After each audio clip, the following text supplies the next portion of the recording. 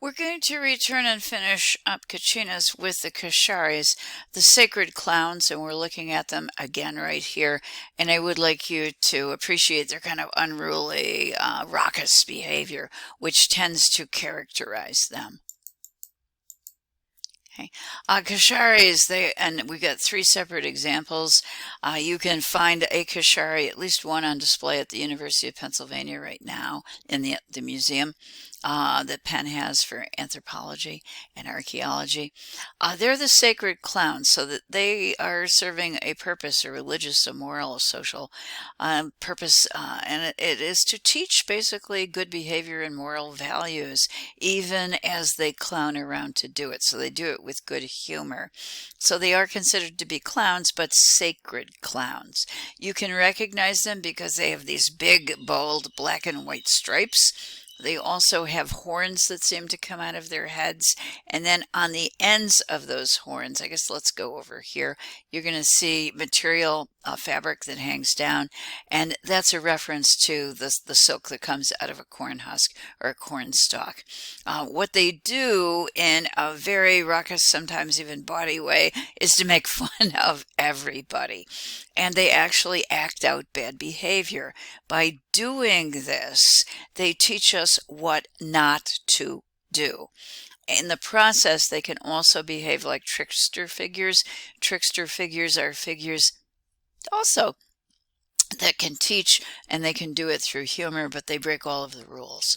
And that's one of the things that's important about these figures. They break the rules of society so that we can recognize the importance of the rules and the importance of order in our social system. They are funny, they bring laughter, and they teach at the same time, but they teach us how not to behave. So I have a couple of them. The one on the far right is a kind of raucous laughing Kashari. The one in the upper left, and there's one similar to this in Penn that you can actually see, is a Kashari who is playing with one of the devices, the teaching tools, I guess, that's frequently used by the Kasharis. The clowns love to get great big watermelons and throw them back and forth until they finally miss and it crashes to the ground and the watermelon is broken apart. And then what they proceed to do is behave like pigs. They grab up pieces of it and they greedily try and consume it, and it gets all over them. Their costumes get all filled with watermelon juice.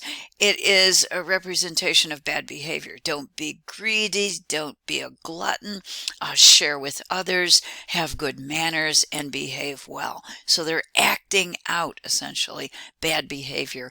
And we're all making fun of it, and we're learning at the same time that we don't want to behave that way, that is not socially acceptable. I kind of like the one at the bottom just because it's kind of funny. It's a black and white Kashari that is picked up a black and white animal by mistake. It is a skunk, and he seems to be realizing the error of his ways. By engaging in an activity that might harm yourself, that activity might also harm your pueblo. So it's getting us to consider our actions and the impacts that they have on others. Look now at the example that we have in our textbook. It's figure 2.1, and it's really, I think, amazing. This was created in the 80s. It is ceramic ware, and it is a depiction of these Kasharis, or of the clowns. It was produced by Roxanne Svensel, who comes from Santa Clara Pueblo.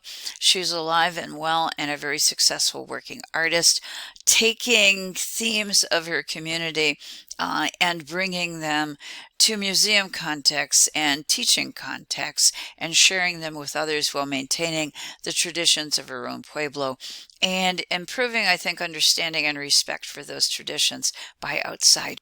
In this particular work, which was chosen by our textbook, figure 2.1, the title of it is The Emergence of the Clowns. And this is a reference to the Kachina coming out of the earth, bringing forth all of us, bringing out human beings as a part of the beginning, as a part of the creation story. The artist, Roxanne Svensel, has described this as, and I'm going to call it a kind of moral or teaching point, as a reminder to us to, quote, remember where you come from. In other words, remember your origins, remember your traditions, remember the teachings of your people. She also talks about the importance of this work as referencing the four directions. This is part of the creation story of our ancestors coming out of the earth, being led out by the spirits. And as we come out and people the earth, we do go off in various locations and directions. It is also a reference to coming out of the kiva hole, emerging from the kiva itself, and that would be the appearance of the individual coming out of the roof hole of the kiva back into daily civilized life and to the, let's say, the plaza of the pueblo. This particular image also is amazing to me.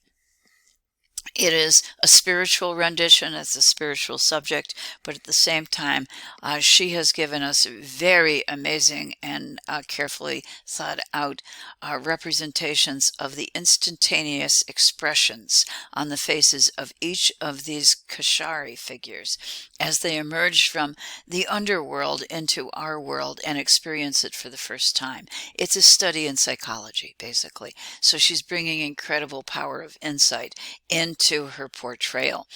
There's awe, there's amazement, there is pleasure also on the face of these Kasharis as they see for the very first time what the world is like. Three of these figures are partial figures so that they can be against the flat surface as if to suggest actually the possibility of emergence. Okay. This is a detail that we have in our book. And I'd like you to take a little bit closer look at those expressions, which are pretty amazing. We get a sense of wonder, we get a sense of awe. So how does this woman actually create these? Well, she makes them using coiling.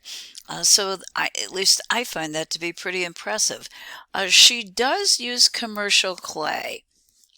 And when I first heard that, I thought, oh, how can you be turning away from traditions of clay working in the Pueblos? But her answer, her explanation for that is it all comes from the earth. So regardless of how you get the clay, you are acquiring the clay from Mother Earth, and she feels she's still maintaining a tradition.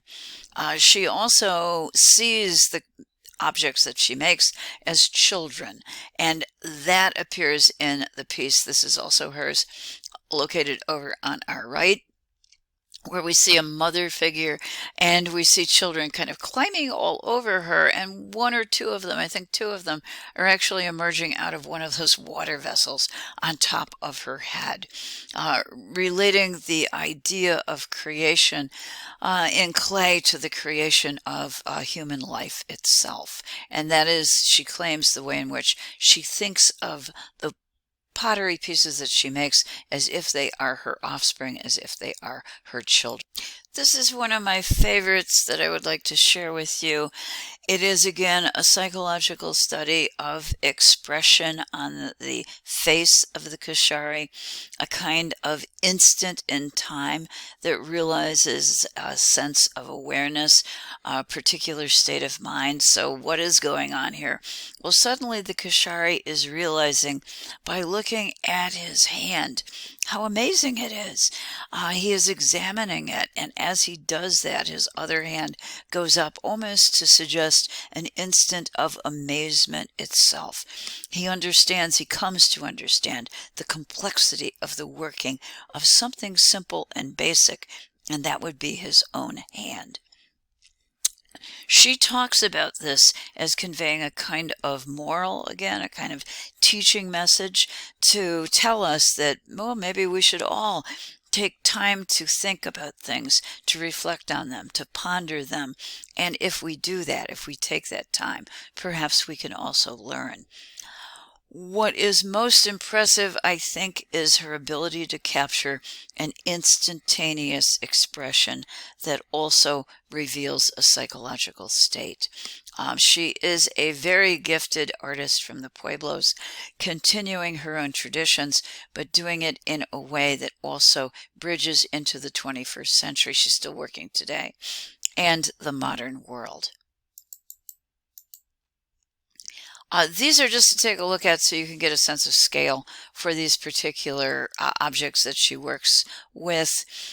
Creating, again, in the tradition of clay, which very much comes out of the roots of Native Americans, but also interpreting the objects in such a way that they can be revered by all cultures in the 21st century. A truly amazing artist.